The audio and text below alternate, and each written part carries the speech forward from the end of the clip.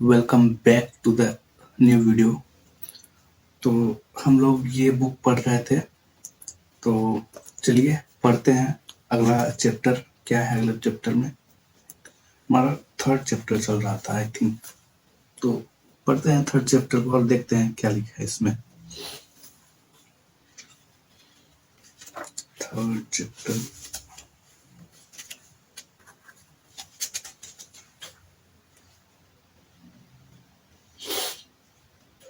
Fifty five पे।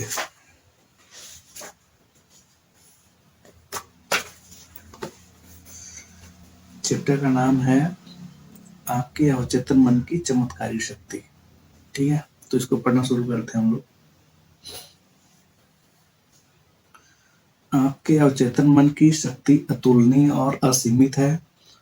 आपका अवचेतन मन आपको प्रेरित करता है और मार्गदर्शन देता है। ये यादों के भंडार से तस्वीरों और दृश्य निकाल कर लाता है। आपका अवचेतन आपके दिल की धड़कन और रक्त संचार को नियंत्रित करता है। यह पाचन और उत्सर्जन को सुचारू बनाता है। यह आपके खाए हुए भोजन को ऊतक, मांसपेशी, हड्डी और खून में रूपांतरित करता है। ये प्रतिक्रियाएं दुनिया के सबसे समझदार व्यक्ति की समझ से भी परे होती हैं। आपका अवचेतन मन शरीर की इन सभी अनिवार्य प्रक्रियाओं और कार्यों को नियंत्रित करता है। ये सभी समस्याओं के जवाब मालूम हैं। आपका अवचेतन मन कभी नहीं सोता, ना ही कभी आराम करता है। यह हमेशा काम करता रहता है। आपको अपने अवचेतन मन की चमत्कारी शक्ति का पता चल सकता है, बशर्ते आप सोने से पहले इससे यह कह दें कि आप किसी विशिष्ट चीज को हासिल करना चाहते हैं।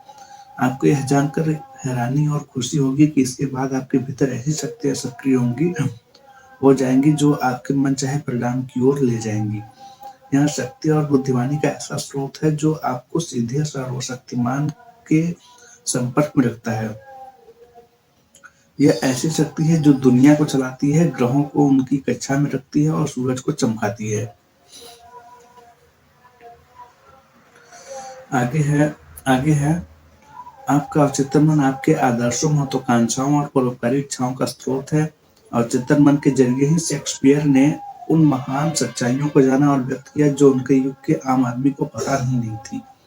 अवचेतन मन की बदौलत ही यूनानी मूर्तिकार फेडियस ने संगमरमर और कांसे में सुंदरता, व्यवस्था, सुडौलपन और अनुपात को घेरने में इतनी निपुणता और कुशलता हासिल की।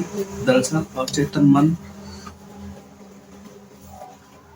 वह गहरा कुआं है जिससे महान कलाकारों ने आश्चर्यजनक शक्ति पाई।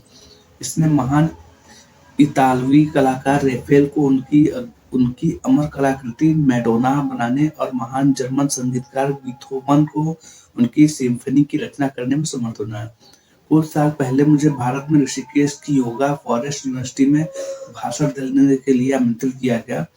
वहां बम्बई के एक सर्जन से मेरी लंबी बातचीत हुई। उनसे मैंने डॉक्टर जेम्स एस्टेल की आश्चर्यजनक कहानी सुनी। एस्डेल एक स्कॉटिश सर्जन थे जिन्होंने 1840 के दशक में बंगाल में काम किया था। उस जमाने में बेहोश करने के लिए ईथर या रासायनिक एनेस्थीसिया, ये हमने शायद पढ़ा है यार। ये चैप्टर हमने पढ़ चुके हैं हम। अगला चैप्टर देखते हैं।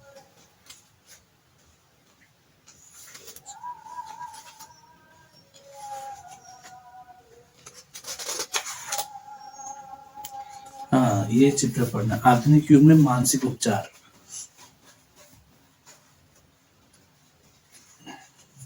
वह कौन सी चीज है जो उपचार करती है? यह उपचारक शक्ति कहाँ रहती है और लाभ कैसे लिया जा सकता है? ये सभी सवाल हमारे लिए बहुत अहम है।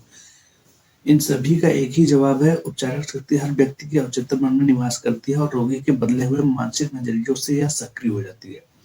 किसी भी मानसिक या धार्मिक वैज्ञानिक, उपचारक, मनोवैज्ञानिक, मनोचिकित्सक या डॉक्टर ने कभी किसी मरीज को ठीक नहीं किया है। एक पुरानी कहावत है, डॉक्टर घाव पर पट्टी बांधता है, ईश्वर उसे ठीक करता है। मनोवैज्ञानिक या मनोविश्लेषक मरीज के मानसिक अवरोध हटाकर प्रभावी परिवर्तन लाता है ताकि उपचारक सिद्धांत सक्रिय हो सके और रोगी दोबारा स्वस्थ हो सके। इसी तरह सर्जन शारीरिक अवरोध हटाता है ताकि उपचारक प्रवाह सामान्य ढंग से काम कर सके। कोई भी डॉक्टर या सर्जन या मानसिक विज्ञान का प्रयोग करने वाला पूरी तरह से यह दावा नहीं कर सकता कि उसने मरीज को ठीक किया दिया। उपचार शक्ति एक ही है, हालांकि इसे अलग-अलग नामों से पुकारा जाता है। प्रकृति, जीवन, ईश्वर, रहस्यात्मक ज्ञान, लेकिन वास्तविकता में ये सभी अचेतन शक्ति की ओर इशारा करने के भिन्न-भिन्न तरीके हैं। इसका कहने का मतलब है कि सारी चीजें अचेतन मन की शक्ति ही है। जैसा कि हम पहले देख चुके हैं, हम स्वयं में मौजूद उपचारक जीवन सिद्धांत के प्रवाह के मानसिक, भावनात्मक और शारीरिक अवरोधों के कई तरीकों से हटा सकते हैं। आपके अचेतन मन में रहने वाला यह उपचारक सिद्धांत आपको सभी मानसिक तथा शारीरिक रोगों से मुक्त कर सकता है और करेगा, बशर्ते आप या कोई दूसरा व्यक्ति से सही दिशा दे। यह उपचारक सिद्धांत सभी लोगों में काम करता है, भले ही उनका पथ, रंग, जाति कोई भी।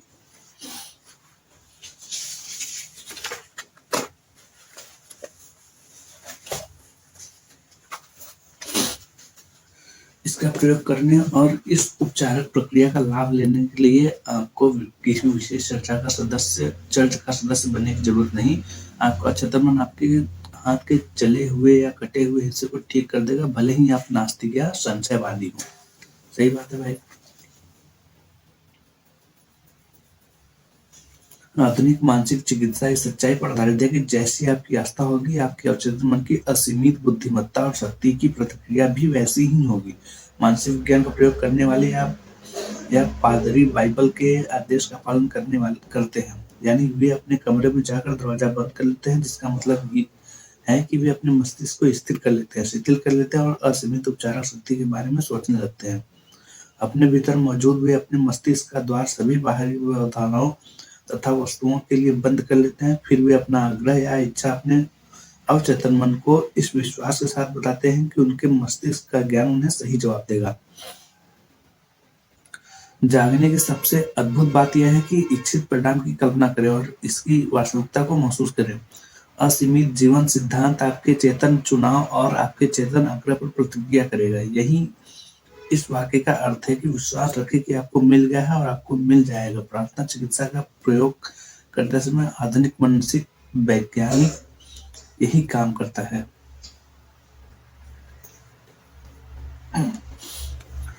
उपचार की एक प्रक्रिया। दुनिया हर चीज में सिर्फ एक ही शाश्वत उपचारक सिद्धांत काम कर रहा है, चाहे वह बिल्ली, कुत्ता, पेड़, घास, हवा, धरती हो, क्योंकि हर चीज सजीव है। यह जीवन सिद्धांत प्राणी, वनस्पति, खनिज, समाजों में सहज बोध और विकास के नियम के रूप में काम करता है। चूंकि मनुष्य इस जीवन सिद्धांत के बारे में चेतन रूप से जागरूक होता है,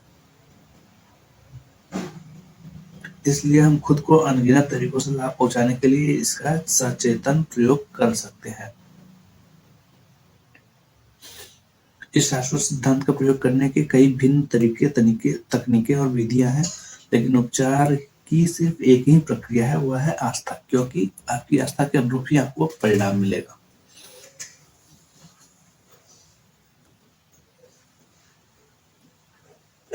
विश्वास का नियम। दुनिया के सभी धर्म विश्वास के रूप हैं और ये विश्वास कई तरीकों से स्पष्ट किए जाते हैं। जीवन का नियम विश्वास है। अपने जीवन और ब्रह्मांड के बारे में आपके विश्वास क्या है, जैसा आपको विश्वास होगा वैसा ही आपको मिलेगा। विश्वास आपके मस्तिष्क का एक विचार है, जिस कारण अवचेतन की शक्ति आयतन सोच के अनुसार जीवन के सभी क्षेत्रों में उतरती है। आपको एहसास करना चाहिए कि जब बाइबिल आस्था का जिक्र करती है तो यह किसी अनुष्ठान, समारोह, रूप, संस्था या फार्मूले में विश्वास के बारे में नहीं बोल रही है।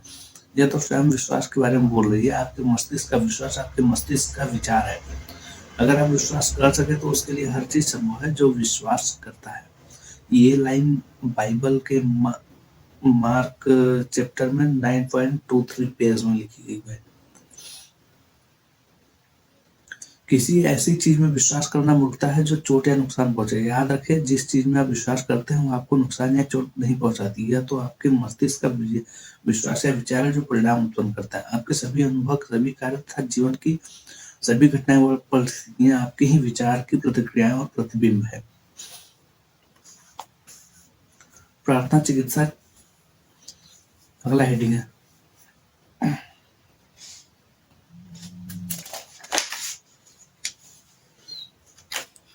प्रार्थना चिकित्सा मस्तिष्क के चेतन और अवचेतन स्तरों का क्रमबद्ध, सामंजस्यपूर्ण और बुद्धिमत्तापूर्ण कार्य है, जिसे निश्चित उद्देश्य के लिए विशेष रूप से निश्चित किया गया है।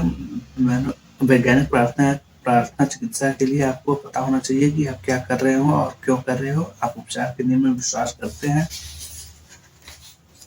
प्रार्थना चिकित्सा को कई बार मानसिक उपचार या वैज्ञानिक प्रार्थना भी कहा जाता है। प्रार्थना चिकित्सा में आप किसी निश्चित विचार, मानसिक तस्वीर या योजना को चुनते हैं जिसे आप अनुभव करना चाहते हैं। आप इस विचार या मानसिक छवि को अपने अवचेतन तक पहुंचा देते हैं और काल्पनिक अवस्था की वास्तविक अनुभव करते हैं।